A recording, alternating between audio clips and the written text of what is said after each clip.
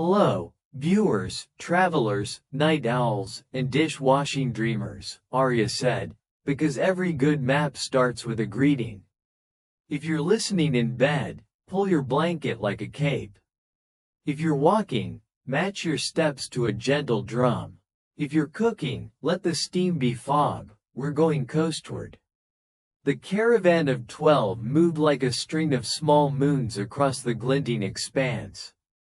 Each wagon had broad skates for the hardpan, slatted sails for the steady trade breeze, and a belly lined with brush to whisper away static lightning. The caravanners called the desert a sea of time because when wind ran fast and low, the ground flowed like glassy water and reflected whatever tomorrow wanted to look like. Arya rode the forward bench, ink on her knuckles, a copper tuning fork tucked behind one ear. She didn't read maps so much as hum them. A low note would show a dune's hidden back step. A descending fourth would coax a safe valley into view. Next to her, Jack sat sideways with a travel drum across his knees, tapping patterns that nudged currents and kept the skates true. Behind them sprawled Saf, a creature part lion, part moth. Paws furred and silent, shoulder tufts powdered like wings. A mane that glowed from within as if a wick burned down the center of his throat. Smells like rain that forgot the water, Saf murmured, tasting the air. Storm season? Jax asked. Arya tuned a thread of song and felt the ground answer through the benchboards. Not weather, she said. Hours. Too many in the same place. By dusk they saw the tide-glass lighthouse, 2 towers framing an hourglass the size of a hill. The upper bulb held dawn-pale sand that fell in a slow, glittering stream. The lower bulb held evening sand, darker, warm as fresh bread. The glass shone with the specific blue of a clean promise. Tonight it also showed a crack. Hair thin, curved, it ran from the lip of the upper bulb halfway down. At each tick of the lighthouse bell, a bead of time leaked sideways in a faint sparkle and fell into the sea. The coast town below was called Gullern. It should have been busy with gullers and fishmongers, candle boilers and glass etchers. Instead, the market carts stood open and unattended. A woman walked from her door to the well, filled a bucket, turned, and walked to her door again, repeating the loop with the distracted courtesy of rain. A boy tried to kick a ball. It left his foot and hung in the air, trembling like a nervous idea. A man in a lighthouse coat waited at the jetty steps. He had the posture of someone who didn't trust chairs to keep their promises. Warden Sethan, he introduced himself. His voice had the scrape of a pebble in a shoe. You're the caravan I sent for? We're the caravan that heard you, Arya said. What happened? Sethan looked up at the glass. A breach, he said. 3 nights ago the sand hiccuped. Hours spilled. The day stuttered. Some of the spill became this. He gestured toward the water where a riddle eel uncoiled, scales printed with questions that faded as you read them. It tasted the air with a punctuation-marked tongue and slipped away. Creatures made of time, Jack said softly. Leftover minutes don't like being leftover, Saf added. They get inventive. Inside the lighthouse, the air tasted of iodine and dust. The central shaft rose like a bone through the middle, gear runes spiraling up around it. Sethan led them to the gnomon deck, a narrow balcony where a black stone spike, part sundial, part lightning rod, pierced the glass between bulbs. The gnomon keeps the measure, Sethan said. When the crack started we bolted a brace across it. The brace holds, but the leak goes somewhere. We need a patch that isn't a patch. He eyed Arya's tuning fork, Jax's drum, Saf's patient flame. And we need it fast. Arya laid her palm to the glass. It hummed a thin, eager note, like a violin string tuned too high. Through her bones she felt the shape of the crack. It wasn't a single fault. It was many tiny decisions that had all said later until later arrived at once. I can call a route to what the glass wants, she said. But we'll need a piece of noon's shadow from the gnomon spire and something colder than night to set it. Sethan's mouth made a line. The spire lies in the mirrored barrens. The last crew I sent there came back older in the morning than they were at dusk. Or they would have, if they'd come back. Jax's fingers moved without sound, sketching a rhythm in his head. We'll go, he said, and surprised himself with how much he meant it. The boy in the market deserved a ball that fell all the way to the ground. Bring me anything you can, Sethan said. And if you can't mend it, bring me a good goodbye. He said it like a man who had practiced the sentence too often. They left before the bell. The caravan of 12 stayed to help the town untwist small loops, but Arya, Jax, and Saf took a light wagon and cut inland by star map. Arya sang a low fifth to lean the breeze. Jax tapped a triplet to lift the front skates. Saf brightened when pockets of old fear pooled in the hollows and ate them neatly, like crumbs from a story's lap. The barrens began where the dunes started, reflecting not only the sky but your next step. Walkers unaccustomed to that kind of honesty often tripped sideways into their own intentions and sprained something useful. The spire rose from the center like the shadow of a mountain cast by a candle. They camped in the lee of a dune and brewed prickled tea that taught your tongue to respect it. Jax drummed a heartbeat on the wagon edge, then more complicated patterns. Questions in syncopation, which the desert always answered with wind if it liked you. Saf sprawled with his mane dim, moth tufts fanning slowly. Tell me a start, Arya said, chin on her knees. Jax thought. Once there was a drummer who could make doors with beats, he said. One day he made a door and a person walked through who he didn't want to leave, so he kept drumming. What happened? Arya asked. I don't know yet, Jax confessed. I stopped playing before I found out. Saf opened one amber eye. You can finish that later, he said. If you don't, it'll finish you. He closed the eye again. Stories are patient, people less so. At dawn the spire was nearer, which is the sort of trick you forgive an honest landmark when you need it to work. The lower flights were steps carved by sensible hands. Halfway up, the steps turned into measures. Lengths of silence between stone tongues that jutted like metronome ticks. Jax tapped a pattern to match them. When he matched, the tongues lay flat.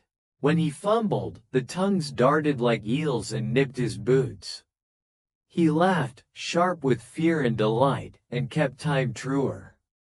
Near the top they met the Warden of Noons, a stone owl whose pupils were pinhole suns. It spoke without moving its beak. Payment, it said. Noon's shadow is forged from the part of a day that refuses to be anything else. What will you give me that refuses to be anything else? Take my talent, Jax said instantly, and both Arya and Saf barked no at once. The owl tilted. Not your talent, your excuse. Jax's breath hitched. He saw a kitchen with a kettle that hissed, a table with old burns, a man drumming patterns with two thick fingers because he'd lost the other two to a machine that had demanded more than it gave. Jax saw himself leaving the door open so the argument had somewhere to go. He had called it wisdom. It might have been running. I'll give you the reason I left without a note, he said aloud. You can keep it. I won't use it again. Good, said the owl. Excuses dulled tools. A slot opened. A slice of Noon's shadow slid out, matte and sure. It looked like darkness given boundaries. Arya set the shadow piece in a cloth pocket and felt the world stop tugging at her sleeve. We still need something colder than night, she said. Something that listens. Head for the siren boneyard, the owl replied. At its rim a thunder whale weeps when it dreams of rain. Take 1 tear. Not 2. Why not 2? Saf asked. Because the second is for you, said the owl, and would not explain. They climbed down to the wind and went west until the dunes fell away to a plain stippled with vertebrae big as washhouses. Ribs arced like gates. The boneyard held the remains of creatures that had lived in sky storms. Thunder whales whose calls tipped rain from reluctant clouds. Bolt mantis whose wings stitched lightning into safe sheets. Squall oxen who pulled summer uphill. At the rim of a dry basin lay a whale skull with a spill of glass beads by its jaw. Tears that had cooled too fast to be water and too slowly to be stone. The beads glowed faintly like the inside of a shell. One, Arya said. Jax used his drumstick like a lever and eased a single tear into a corked vial. As he did, a shadow detached itself from the skull's cavern and uncurled. It had the shape of a creature that had never decided whether it preferred wings, claws, or hands. Its hide held clock marks, pale circles, missing hours. The air grew the particular cold you get when you stand in the wrong place in your own story. What are you? Saf asked, mane dimming to a coal. It answered in a soft voice that already knew your name. Vorel, it said, a leak that learned to want. Arya's grip tightened on the vial. What? The hour before, Vorel said. The one right before the mistake. The one where you still could have stayed. It looked at Jax, and for an instant the angle of its head was familiar. The weight on the back foot, the rough patience. You are carrying hours that fell. I would like them back. They don't belong to you, Arya said. Everything that isn't now belongs to me, Vorel replied. Give me the tear. Give me the shadow. Give me the excuse you left under a chair. Saf stepped between them and breathed out. His breath smelled like stove-warm sugar and blown-out wicks. No, he said simply, the way a door says no by being closed. We're making a patch that isn't a patch. Vorel's body swayed, a second hand that had forgotten which point to point at. Then I will meet you at the glass, it murmured. Where everything decides to decide. It slipped into the whale's skull and wasn't there. Arya's skin prickled as if time had walked over her grave entirely by accident and left an apology. She tucked the vial and the shadow deeper into her pack. We go back, she said. No detours. No songs for luck. Jax exhaled. Only the one for home, he said, and tapped a rhythm that sounded like light in a narrow window widening. They sailed for Gullern under a sky that seemed to hurry. The caravan caught them 2 miles from town with spare ropes and a kettle. News ran across the line of wagons before the steam finished its second breath. The crack had deepened. The market's boy was weeping stubbornly at his unmoving ball.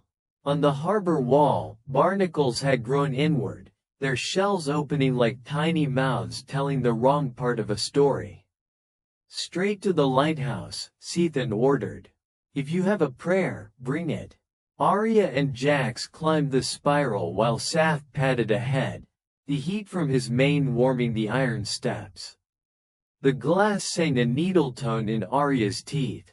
On the gnomon deck she unfolded cloth and set the noon's shadow against the crack. It adhered as if it had been waiting its entire life to be a boundary. Quench, she said. Jax handed her the vial. The thunder whale tear rolled out, cold and listening. Arya touched it to the shadow seam. It hissed without heat and sank. The crack's tune dropped from a panic to a problem. Hold a beat, Arya told Jax. Even, not slow. Jax played, but rode with few surprises. Something scratched the prism from the inside. Sethan swore and swung his staff toward the sound. The prism was a column of heavy crystal that sat at the glass's waist, focusing noon into a sharp line. Inside it, movement. A smudge like smoke deciding to be a hand. Vorel, Arya said, throat dry. Start the patch, Sethan snapped. I'll keep it busy. He struck the prism with the flat of his staff. The room filled with a clean chime. The smoke hand paused, then rode along the inner surface in frost. Give back. Arya sang the seam steady. Saf stood braced with paws wide, mane brightening as fear gathered and he pulled it apart fiber by fiber. Jax's pattern deepened. He added a ghost note between beats, the way you set a table with one more plate than the guests you expect. Vorel's mist withdrew, for a breath, then the air on the deck slowed. Sound came late. Sethan moved like a man underwater. The chime from his staff stretched into a ribbon that did not want to end. Arya's song faltered. Jax's rhythm scattered. Saf snarled. Enough, he said, and lunged at the prism. He pressed his flaming mane against the glass where Vorel's fog wrote its command. Soot smeared a word Saf could not remember giving away years ago to a child who had shared a crust with him in a snow alley. Friend. The glass drank it like medicine. The air shivered and time hurried to catch up with itself. Sound snapped back into its place with a polite apology. The patch held. For now. Again, Arya said to herself more than anyone. She laid the second strip of noon's shadow. She did not have a second tear. The owl had warned her. She had won. Water, Sethan offered, desperate. Water is memory's cousin, Arya said. But it listens to the wrong voice. She opened her mouth and did a thing she hated. She sang without a map. No tuning fork, no reassuring hum from the bench. She sang a line she had heard once as a child, when her mother had mended a cracked bowl with resin and patience while telling a story about a river that decided to be a road for a season. The bowl had held soup for 10 more winters. The seam dimmed to a dusk line. Below, the town's loops loosened. The boy's ball thumped the ground and he laughed at the ordinary miracle of gravity working again. The woman with the bucket stumbled and blinked and went inside to sit down for a minute, just a minute, while the bucket forgot her hand. Vorel's shadow writhed inside the prism. It pressed its fog face to the glass and looked at Arya like a person looking through an old window at the life they might have had. Stop, it said, though it had no mouth. Stop before everything spills. Arya kept singing. You don't want yesterday, she said. You want before. They're not the same. Semantics, Vorel hissed. Maps, Arya corrected, and set the final seam segment. The tide glass sighed like a winded giant. The leak dwindled to a mist that behaved itself. Sethan leaned his forehead against the railing and let out a laugh that remembered how to be one. You did it, he said. Arya shook her head. We paused it. The crack still knows it's a crack. We need to teach it to be a story about mending. How? Jax asked. Arya looked at the prism. We take Vorel where spills learn to be currents. Where? The never see, Saf answered quietly. Where minutes go when no one uses them. Where they become tide. He looked older for a moment, or perhaps only more honestly himself. It's under the lighthouse, and also up in the wind, and also in the place in your chest that time runs around when you think of someone you miss. Sethan rubbed at his jaw. I can hold the seam for 1 night, he said. 2 if I break 3 rules I respect. After that, the brace will start wanting the wrong thing. He met Arya's eyes. Go. They went down into the lighthouse's throat, past ropes thick as trees and gears that chunked like patient teeth. At the bottom was a door hardly anyone noticed because it looked like a very ordinary door that had chosen its job badly. On its lintel someone long ago had carved. When you cannot throw it away, teach it to swim. Jax set a beat like a tide. Forward, withdraw, forward, withdraw. The door opened. Cold air moved past them, smelling of pennies and limes and half-finished letters. The Never Sea was not wet or dry. It took whatever you brought and made it float. People had lost hours here on purpose and by accident. The hollow hour after a fight, the fat hour before a wedding, the thin hour between thinking of leaving and picking up a bag. The hours bobbed like lanterns, dimming, brightening, learning to join. Vorel slid out of the prism when they unlatched a side panel and let the glass drink a little tide. It hovered over the sea like a storm thinking of itself. Here, Arya said, you can be useful here. Vorel twitched. The claw marks on its hide rearranged, searching for a face that would let it look at itself without flinching. I am made of not yet, it said. How'd I become also? By making rules you'll keep, Saf said. And letting the rest go. He was watching the hours with a look Arya had never seen on him, hungry and tender at once. Name one rule, Jax said. He was shaking from the climb and the song and the way the sea smelled like burned sugar and apology. Vorel considered. I will not ask for the second tear, it said at last, and looked at Saf. Because it was meant for you. Saf's mane flared, embarrassed. I don't cry pretty, he warned. Arya's throat hurt. Rule kept, she said. She drew from her pack a listening jar, a simple glass she used to trap troublesome echoes. She held it out. If you'll travel in this, we can carry you to the seam and teach the crack to empty through you, not into the world. Vorel tested the jar's lip with a mist claw. A prison, it said. A task, Arya replied. Tasks are how monsters turn into tools. And how tools turn back into people, sometimes. Vorel slid into the jar. The hours nearby made room. They walked back up through the door that doesn't look like one. Sethan met them with ink on his knuckles and respect in his posture. Strange company, he said, nodding at the jar. Strange times, said Arya. They set Vorel into the prism's side well.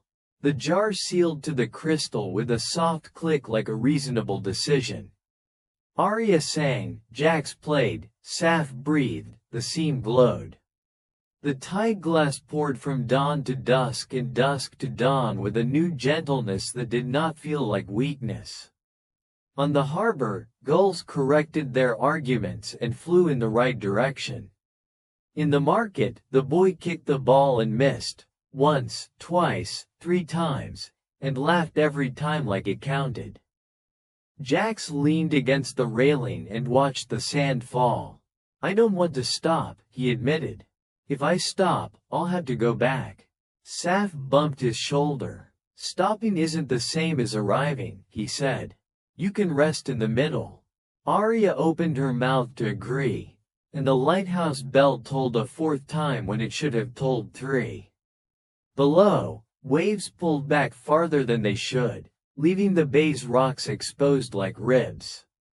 People cried out as water fled. Reversal, Sethan said, face blanching. The hourglass is trying to flip itself. Arya's song broke. Jax's hands went slick. Saf hissed and planted his paws. Inside the prism, Vorel pressed against the glass, eyes wide with the first honest fear it had felt that wasn't borrowed from anyone else.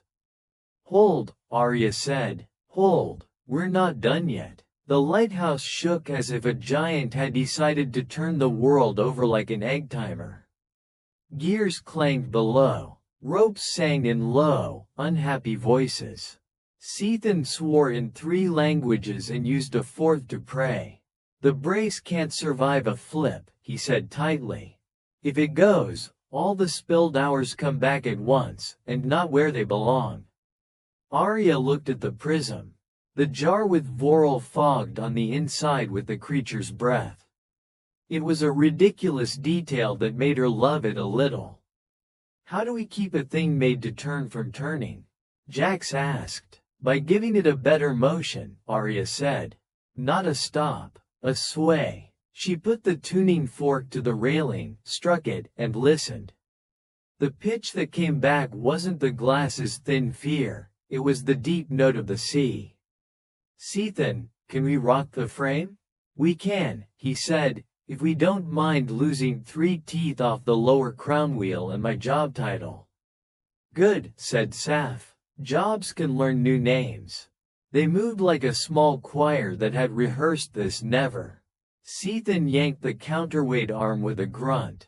Arya sang a lull into the seam, a tune that admitted it was scared and kept going. Jax set a pattern that put a space after every 4th beat, room for breath, room for deciding again. The tide glass, surprised, hesitated. Instead of flipping, it began to rock. Now, Arya said to the jar. Vorel, listen. The mist inside gathered itself. I am listening, it said, eager as a child who has learned a new word and wants to use it everywhere. The crack is a mouth that learned the wrong sentence, Arya told it. Teach it this one. Let go, then join. Vorel pressed itself thin against the glass. It whispered. The prism carried the whisper through the seam into the fault. The crack shivered. The leaking glitter became a thread that ran not outward into the world but down into the prism, through Vorel's jar, and out into the never sea that touched everything through the door that doesn't look like one. The bell tolled again, once this time. The ropes relaxed a fraction. The water in the bay crept back over the ribs. Sethan laughed, a sound like a chair finally admitting it is a chair. It's working. Vorel quivered, astonished. I am not hungry, it said. I thought I was always hungry. That was the excuse, Jax said softly, and felt in his chest something turn toward a door he had left open too long. You don't need it now. The patch brightened. The seam became a scar, then a story about how scars are not the end of beauty. People below began cheering in that inconsistent way that makes cheers real. Arya's song eased. The adrenaline left her like tide, revealing pebbles she'd been standing on without noticing. The memory of her mother's resin bowl, of maps that hummed her forward, of the way Saf's fur smelled slightly of smoke and sugar even in the rain, of Jax's left hand always landing a little earlier than his right and the music becoming better for it. Keep the rock, she told Sethan. Make it a daily practice. The glass won't flip if it's already moving. Sethan nodded, eyes bright. I'll write it into the duties. Between oiling the crown wheel and telling the clockwork gull to shut up. They stayed until night finished happening on purpose. Then they went down to the jetty and sat with their feet over the water. The ball boy came to show them a scraped knee he was proud of. A woman brought bread and said she didn't know how to thank them and then did anyway, with butter. Jax set the drum beside him and didn't touch it for the length of a poem. When he did, he played a pattern that opened like a door and stayed open. I'll go back, he said to Arya without looking up. I'll knock. I'll say the things I left under the chair. If he's angry, I'll listen until it's my turn. If he's quiet, I'll be the one who speaks. Arya leaned on his shoulder. Leave me a map, she said, teasing and sincere. Saf padded to the end of the dock and gazed at the black water where leftover minutes drifted by like moths that had decided to be patient. He was very still, which for him was a kind of thunder. I'll take the second tear, he said, surprising himself. Not to use, to keep, to remind me that I don't have to eat every fear I see. Some things need their edges. Will you cry? Jax asked, gentle. Probably, Saf said. Once. Good tears are not for wasting. Sethan joined them with 2 cups of lighthouse coffee, which is like regular coffee except it has opinions about wind. You can stay, he offered roughly. We could use a singer who knows how to listen, a drummer who trusts the space between, and a lion who tells fear to mind its manners. Arya smiled at the sea, which was busy being itself. "We're caravan," she said. "We go where people are keeping hard promises with thin string. But we'll be back. Glass wants friends." They left at dawn that felt woven by a hand they knew. The caravan of 12 moved on, wagons creaking, sails fat with a wind that had read the same book. Gullern's bell kept honest time. The ball found ground. The market opened with the sound of prices, which is kin to singing. On the first night out, the caravan camped in a bowl of quiet sand. Arya spread a blank and did not ask it to hum. She drew relationships instead of roads.